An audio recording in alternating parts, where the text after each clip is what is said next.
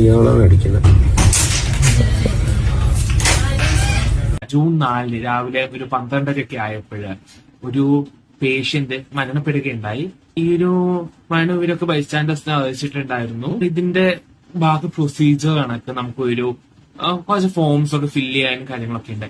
അതിനുവേണ്ടി അവരുടെ ബൈസ്റ്റാൻഡേഴ്സിനെ വിളിച്ചു.